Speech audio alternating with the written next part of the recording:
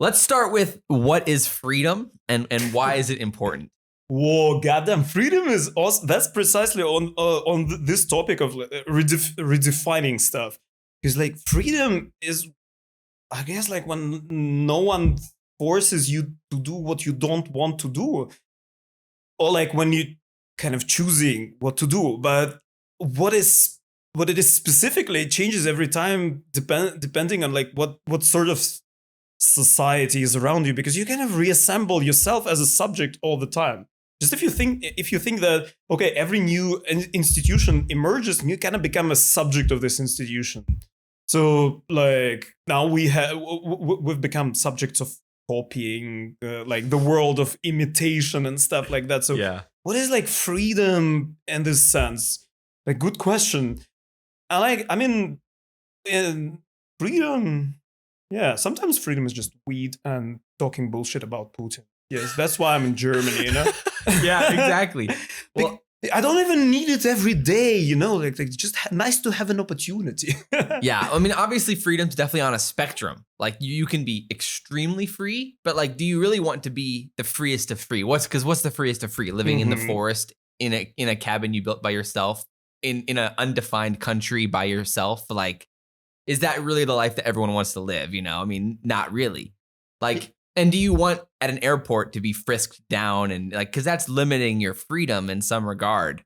But it's a freedom we're willing to give up for security, you know? So at some point there's this freedom to security, but then if you get too far on the security side, you end up in totalitarianism, in authoritarianism. Like, yeah, I think I was thinking about ethics recently, because there was a dude somewhere in America in the 70s who published, I guess it's a very famous paper, basically saying that, you know what, if you have a possibility to save someone, you see that like a boy is drowning in a university pool, there was something like that. You can jump in, save him, you get wet, nothing else happens to you. If you don't do this, you're an asshole. And then he extrapolates it to the whole world of ethics, and I'm thinking, if you get like nerdily under every word of that, it's becoming crazy communist. Because okay, he sums it up like if you he kind of sums it up, if you have the knowledge of something really terrible happening to some person or like some group of people, and you can help them by sacrificing some luxury that you don't afford yourself. So if you can reject some luxury, don't buy yourself another Lamborghini, for God's sake, and don't buy NFT. Go send some money to the Red Cross and save some people where there is no food.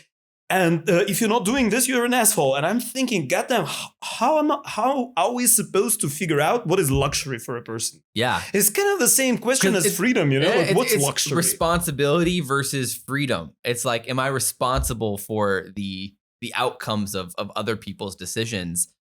Like maybe the kid walked on the ice and he fell into the ice pool. So is it inherently my fault? Like, do I need to go save him? Obviously, anyone would say like, yes, go save him. I mean, duh. But that is like an interesting question. Like that the core of it is, and when you extrapolate it out, it suddenly becomes like, am I responsible for every horrible thing that happens out there that I should feel a need and a responsibility to go and interject in some way? Yeah, you know, exactly. It's all about how you actually regulate it. Like, it's not about just talking in the kitchen about how shitty people are. It's about, can we fix this situation somehow so the boys don't fall into the pool? Like I was supposed to put a barrier over there because no one is jumping to save the boys. We lost 3 already, and they were smart. So we should probably put up some barriers here. Exactly. Yeah. So that but then that's restricting the boys' freedom to go into the pool. Yeah, technically so.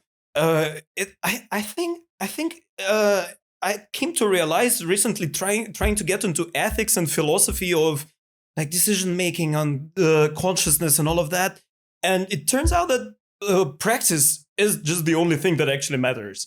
All the rest of it is just talking.